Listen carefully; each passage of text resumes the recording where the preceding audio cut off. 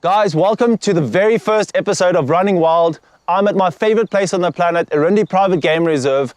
Over the next week, I'm going to be following some cheetahs on the reserve and create a beautiful cinematic sequence.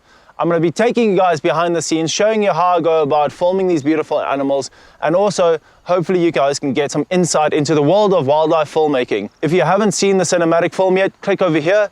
Otherwise, let's go.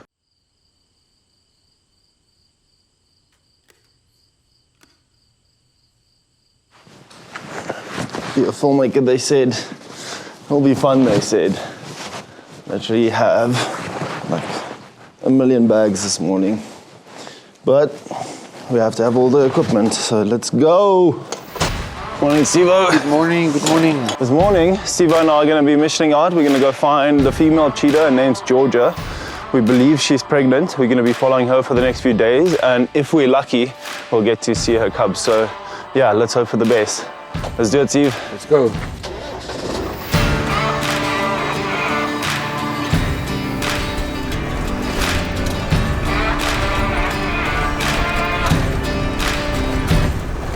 So Georgia is just over here in the tall grass. We're gonna head in before the light gets really nice and see if we can get some close-ups with the 70-200. It's absolutely freezing. This tripod is so cold on my fingers. God damn.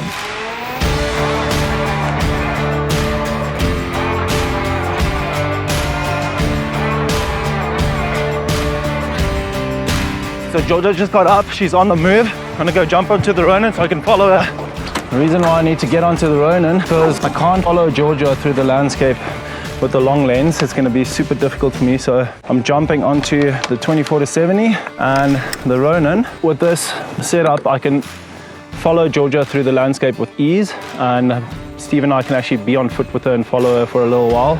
With the long lens, I'm gonna really struggle. I can't actually shoot handheld with the long lens, and with this I can get nice and low down as well. Now we just gotta be as quick as possible because the light is really nice right now.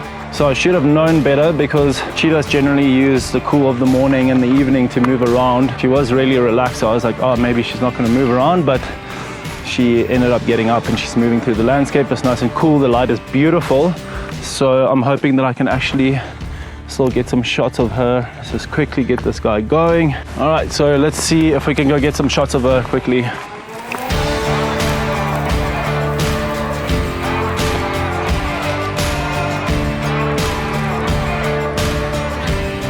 She's getting more comfortable.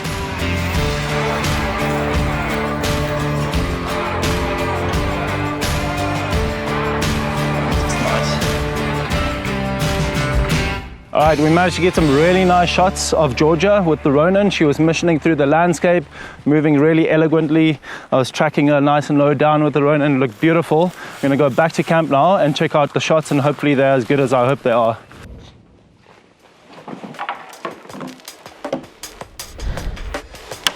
We just got back. We're about to review some of the footage of Georgia.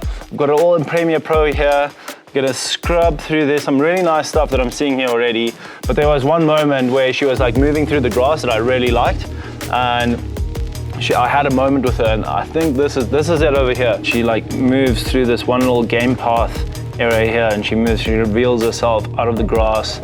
She moves into the other long grass again. The exposure is nice. I'm super low down, and then she gives me like a nice look as well through the grass. That's awesome.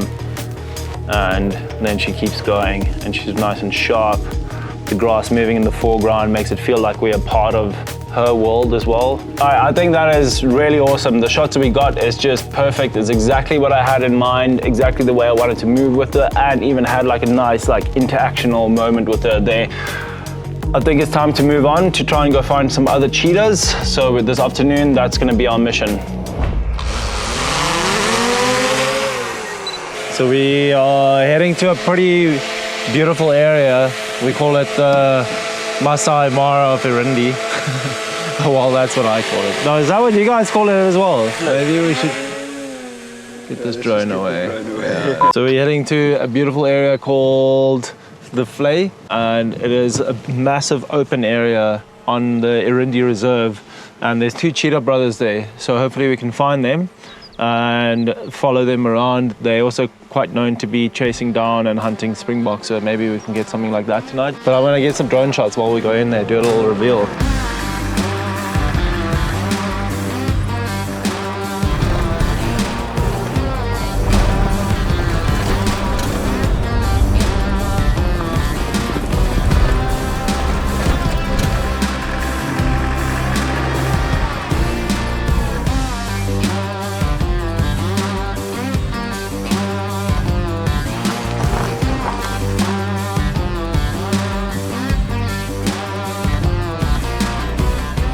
We just found the two cheetah brothers. They're relaxing in the open for us right in front of me. The light is a little bit harsh, so we jumped onto the long lens. We're going to use the harsh light just to get a couple of close-ups of them while they're lying here. There's actually a really nice interaction between the two of them. They're busy cleaning one another. So that's a really nice display of the brotherly bond that they have. So we're going to get a couple of close-ups of this, and then hopefully they'll start being a bit more active later on when the sun sets.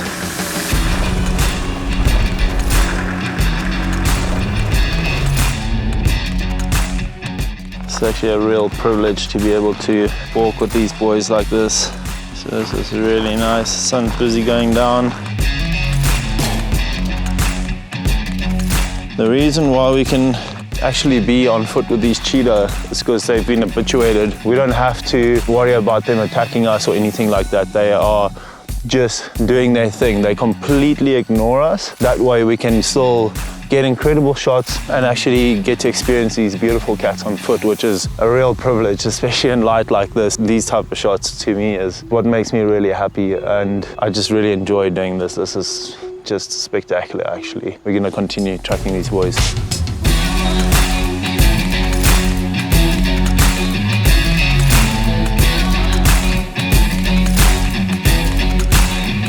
Today was a crazy successful day. We managed to find Georgia, got amazing stuff with her. We found the boys just now. We got some drone stuff with them, got long lens stuff with them, and even some tracking stuff. So we're gonna head back now. Tomorrow is another day and we're gonna do it all over again.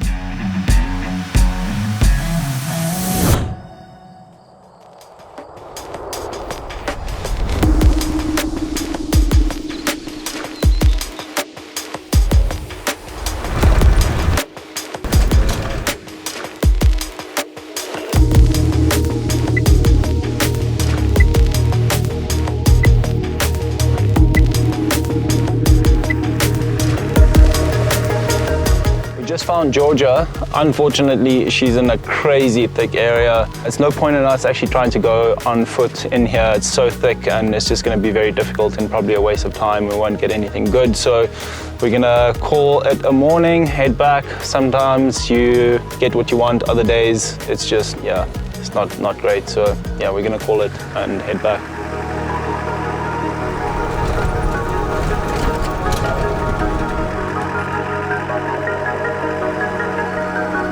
Back with Georgia now. We found her in a much better area. It's nice and open. She's super relaxed, just lying. It's pretty hot. She's going to be chilling out for a while. What's also nice about her lying in a spot like this, it's quite open. I can still see her face really nicely, but there's like little patches of grass in front of her, so I can use that as foreground. So when I'm doing like slow moving shots on the ground, having that foreground action like makes the shot way more dynamic. It creates a parallax within the frame and it makes it look like the camera is moving more fluidly because I can actually see the horizon, and that's what makes a shot really nice with animals, is when you can actually be either at their eye level or even lower, because then you're looking up at them and it's a very unique perspective. Currently we're trying to find a spot to go through the river. Georgia just got up and moved off, and yeah, it's pretty thick around here, so we're struggling to follow her, but we found a gap through the river over here. We're going to go through here now. Hopefully we can catch up with her.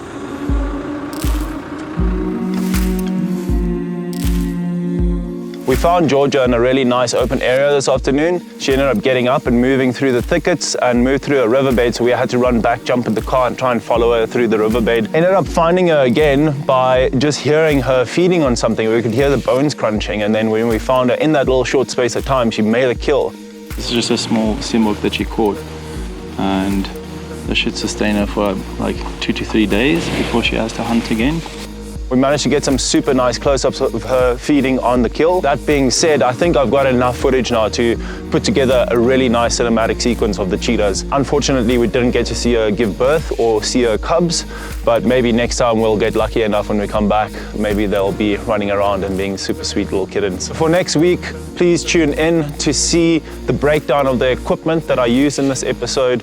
I'm going to show you guys what I used, how I used it, and how I set up my whole Ronin kit for all the tracking shots and stuff like that. So Steve and I are just going to go enjoy the sunset. If you guys enjoyed this episode, found it useful, please like and subscribe. I'll see you guys next week.